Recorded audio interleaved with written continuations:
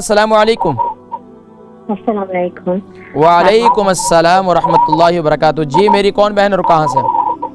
جی میرا نام سعدیہ ہے اور میں لندن سے کال کر رہی ہوں۔ جی بہن سعدیہ لندن سے، فرمائیے۔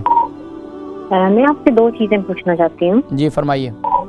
پہلی میری اپنی والدہ کے بارے میں ہے جو کہ ان کی عمر 79 ایئرز ہے۔ کتنی عمر ہے؟ 79۔ 79۔ ان کا ویٹ کتنا ہے؟ ویٹ ان کا ہے ابھی 49 kg۔ اچھا۔ تو سال سے تقریباً وہ ڈائلسس پہ ہیں، ان کی کڈنیز فیل ہو گئی ہیں۔ اچھا۔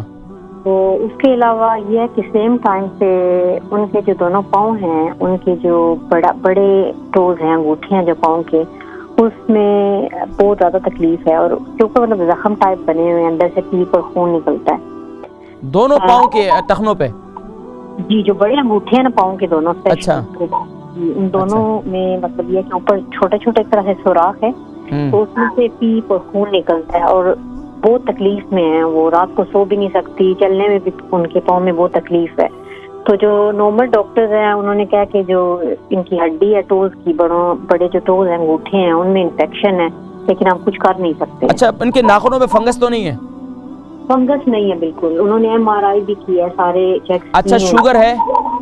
ڈائبیٹک نہیں ہے اور بلڈ پریشر بھی نہیں ہے۔ اچھا، کولیسٹرول تو بتایا؟ کولیسٹرول کی ٹیبلٹ لیتی ہوں۔ اب بلڈ پریشر بھی نہیں ہے؟ بلڈ پریشر نہیں ہے، بالکل ٹھیک ہے۔ چلے الحمدللہ۔ اچھا، یہ کتنے سال سے ان کے پاؤں میں دونوں انگوٹھوں میں یہ خون اور پیپ بہتا ہے؟ پچھلے سال سے 1 سال ہو چکا ہے۔ اچھا، تو یہ ڈائلیسس کے بعد ہوا ہے؟ ڈائلیسس کتنا سال ہو گئے؟ ڈائلسس کو بھی تقریباً سال ہو چکا ہے۔ مطلب ڈائلیسس کے بعد ہی ہوا ہے؟ اس سے پہلے مطلب ہائی میں تھوڑا تھوڑا پاؤں میں تکلیف ہوتی تھی نا، جس طرح انگوٹھے تھوڑے سے نیلے جس طرح ہو جاتے ہیں۔ تو زخم بالکل ٹھیک نہیں ہو رہا ابھی بالکل ٹھیک نہیں ہوتا ہے۔ یہ ہے کہ اوپر اس کے سفید کلر کا کوئی چیز سی جم جاتی ہے، تو یہ ہے کہ انگوٹھے اور زیادہ سوج جاتے ہیں تو پھر اور تکلیف ہوتی ہے۔ ابھی آپ آج پروگرام دیکھیں، میں انشاءاللہ ذکر کرتا ہوں، ٹھیک ہے؟ میں سمجھ گیا بات کو، بہت شکریہ کال کرنے کا۔ بہن سعدیہ لندن سے، ان کی والدہ صاحبہ جو ہے 79 سال کی ہیں، 49 کا وزن ہے، اور ان کے جو ہے ان کے ڈائلیسس 1 سال ہو گیا، ڈائلیسس بھی ہے، ڈائلیسس کا مرض بھی ہے، اور دونوں پاؤں اور انگوٹھوں میں خون اور پیپ یعنی کہ ان کا زخم ہے اس کا ٹھیک نہیں ہو رہا۔